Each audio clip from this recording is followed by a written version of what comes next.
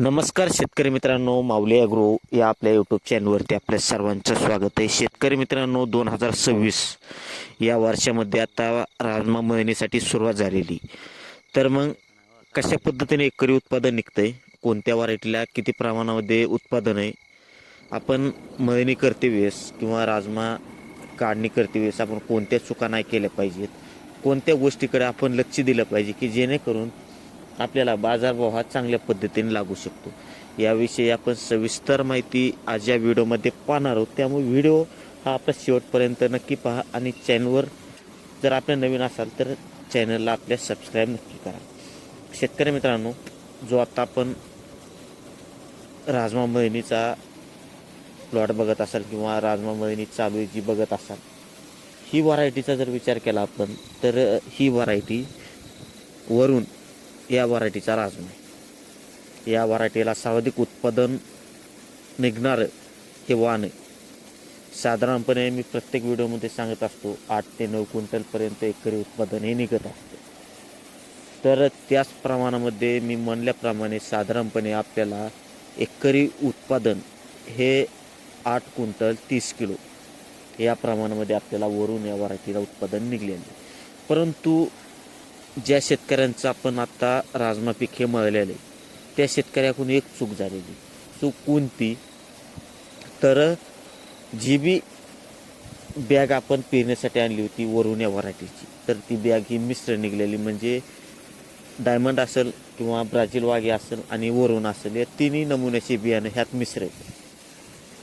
प्रत्येक बॅगमध्ये अशा प्रमाणात असतं, परंतु ह्या बॅगमध्ये साधारणपणे 50% ब्राझील वाघे आणि 50% हा वरून आहे.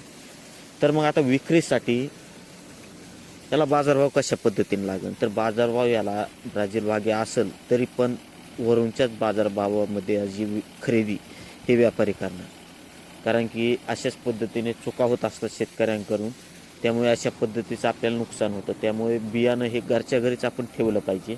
मी प्रत्येक व्हिडिओमध्ये आपल्याला सांगत असतो की ब्राझील वाघे असेल किंवा वरून असेल किंवा डायमंड असेल, जे पण बियाणं आपल्याला तयार करायचं आहे ते खरेदी न करता आपण घरच्या घरी तयार केलं पाहिजे. कशा पद्धतीने करायचं आहे हे देखील तुम्हाला व्हिडिओमध्ये मी सांगणार आहे, दुसरा व्हिडिओ तयार करून. तर बाकीच्या व्हरायटीचे बाजार आपलं एकरी उत्पादन हे कशा पद्धतीने आता तुम्ही म्हणत असाल, तर शेतकरी मित्रांनो, आपण आत्ताशी वरून ही व्हरायटी मळलेली आणि ह्याला साधारणपणे 8 क्विंटल 30 किलो या प्रमाणामध्ये आपल्याला एकरी उत्पादन हे निघलेले. दुसऱ्या व्हरायटीचा राजमा आपण ज्यावेळेस मळणी करू त्यावेळेस आपल्याला अपडेट्स देण्यात येतील की ब्राझील वाघे असेल, डायमंड असेल किंवा पुण्यलाल असेल, याला एकरी उत्पादन हे कशा पद्धतीने निघतंय. तर प्रश्नाचं तुम्हाला उत्तर मिळालं असेल की वरून या व्हरायटीला साधारणपणे 8 क्विंटल ते 9 क्विंटलपर्यंत आपल्याला एकरी उत्पादन हे निघते. ते पण आपल्या मेहनतीवर असते. ज्या प्रमाणामध्ये तुम्ही त्याची निगा राखता, ज्या पद्धतीने त्याचे व्यवस्थापन करता त्या पद्धतीने उत्पादन निघते. बऱ्याच शेतकऱ्यांना 2 ते 3 क्विंटलपर्यंत एकरी उत्पादन निघते. मग त्या शेतकऱ्यांची निगा किंवा नियोजन हे चुकीचं झालेलं असतं. आपण जर नियोजन हे चांगल्या पद्धतीने केलं असेल, त्याची निगा चांगल्या पद्धतीने, फवारणी खत व्यवस्थापन सविस्तर केलं असेल तर आपल्याला 8 ते 9 क्विंटल एकरी उत्पादन निघणार. आणि निघलं असेल तर आम्हाला कमेंट्समध्ये नक्की सांगा की तुम्हाला वरून किंवा दुसऱ्या व्हरायटीला एकरी उत्पादन हे किती निघलेले. तर व्हिडिओ कसा वाटला, व्हिडिओ जर माहितीपूर्ण वाटला असेल तर व्हिडिओ लाईक करा आणि यूट्यूब चॅनलला सबस्क्राईब नक्की करा. धन्यवाद.